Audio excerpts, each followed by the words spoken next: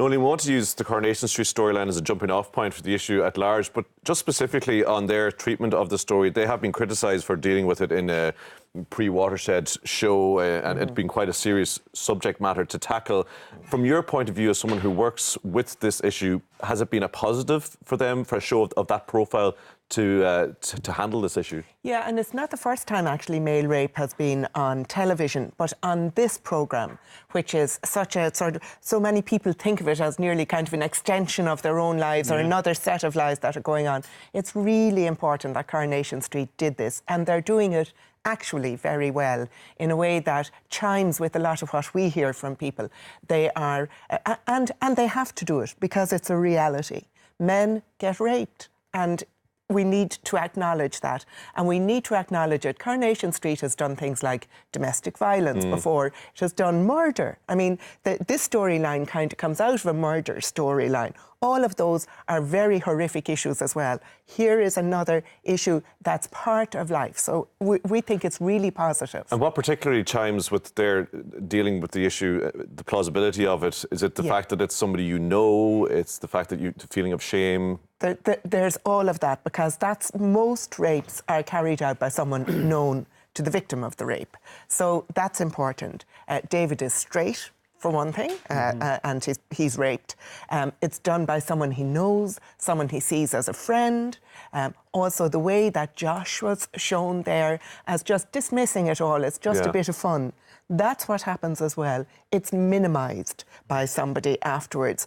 The fact that it happened after drink and that his drink was spiked, all of these are normal. I don't mean rape is normal. It's not. It's a desperate harm as well as a desperate crime. But this is the way that rape happens to women and to men. And we're less likely to talk about it if it's men. In terms of what you're hearing at the Rape Crisis Centre and what you're dealing with, has there been an increase of men coming forward, or when it's dealt with on a big platform like Coronation Street, do you then see an increase of men saying, OK, well, I'm going to tell my story now? Well, we're likely to. As it happens, about 1 in every 5 calls to the National Helpline, which we run, 1 in 5 is from men. And we also deal with men in day-to-day or in face-to-face therapy. But that has been the case all along the way. As it happens, we haven't seen a huge increase in numbers. But men typically are slower to report. That's a huge percentage, Noeline. 20% of calls you do. And I don't feel like 20% of the coverage that rape gets is about male rape. And it is very interesting, because when we launched our figures for 2016 last year, we focused in on a case study of a man to just show that this was a reality for people. Now, some of the calls that come to us are from what we kind of have gotten to understand as rape. Men who were raped and sexually abused as children, either in institutions or not. Maybe the people contacting us. But certainly, adult male rape is a reality. It happens. It happens in circles by people who know each other. It is not reported. It takes men. The research shows, there's very little research on the area because it's such a hidden crime anyway, but the research shows that it takes men longer to report because they've all the usual things. There's the feeling of shame, the feeling they won't be believed, the fact that it's being minimised. And then for men, there seems to be this feeling as well that society says they should be better able to defend themselves, that this shouldn't happen. And so that feeling of maybe I should have been able to control the situation better. Whereas in that case, you can even see from the clip, and if you're following the story, you can see that following the assault, which you don't actually see in the but you certainly know something has happened, what has happened. You can see David's absolute shock, incapacity to deal with it, like he is totally caught in on himself. He's in a bad place. You can see he's angry, he's upset, all of those kind of things. And it is just really important. We're really glad for this opportunity to be even able to say to people, if you know someone or if someone themselves has suffered any sort of sexual violence, there is a helpline there, and you can just phone, and It's a confidential service. That's very important as well for men and women. It's non-judgmental. It's just an opportunity to say what happened and get help. That's interesting you say the non-judgmental thing is because you can see that even in David's character that even though we haven't seen the storyline play out yet, you can almost see that he's going to be dealing with this thing of no one's going to believe me here. And isn't that's the the thing. key, yeah. That's the thing. This storyline follows on Me Too. And that Me Too movement on social media where people were able to say for the first time, I'm saying this now because I have a sense I will be believed. And it is so often the case. You can see what Josh is doing there, saying it was only a bit of fun, it didn't really matter. That's what society likes to hear. We don't want nothing to hear... Nothing to see here, let's move on. Nothing to see, exactly. And that's very important because once you start seeing it, then you have to do something about what is a horrific crime and harm.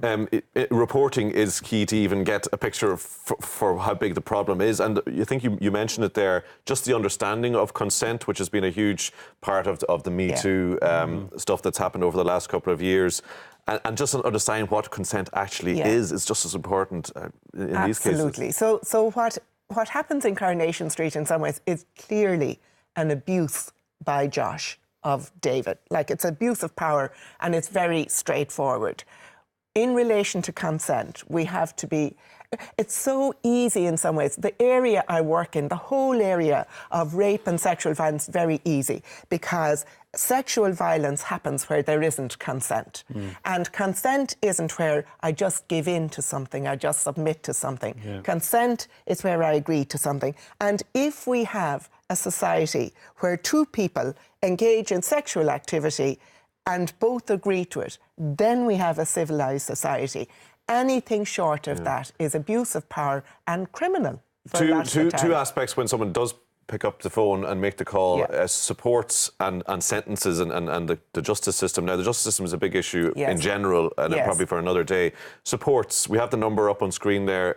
If you have been affected, it has been up and we repeat it. What supports are there if someone wants to pick up the phone? All right, so if someone picks up the phone, there'll be somebody at the other end of the line, either one of our staff members or one of our specially trained volunteer counsellors who are there to just listen, if necessary, to give information if that's what's necessary, and to refer somebody on to somewhere else. To point them in the right direction. Yeah, so it's a question of being there. Whatever it is you want to say. Actually, what's extraordinary about the phone line is the number of people who pick up the phone and say, I know something happened. I don't know what happened. And they might even say it wasn't rape. And it will turn out to be rape because people don't want to even admit to themselves that they have had this sort of harm happen to them.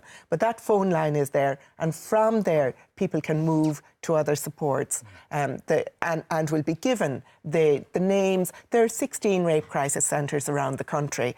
Somebody somewhere is ready to help. Now, we don't have enough supports at the moment, but at the same time, we will be there and the phone line is there. And it's just for people to, first of all, be sure that they mind themselves. And then for other people who might know that it has happened, for them to be ready to help and not to blame. It's a sympathetic ear and an experienced ear to deal with it. And not to say to the person, how did you bring that about? Because one thing we know about for sure is if somebody is the victim of sexual violence, it is not their fault. It's it's the fault of the person who carried it out. Noeline, thank you so much for coming on and talking about this issue. Thank you, Simon. Right.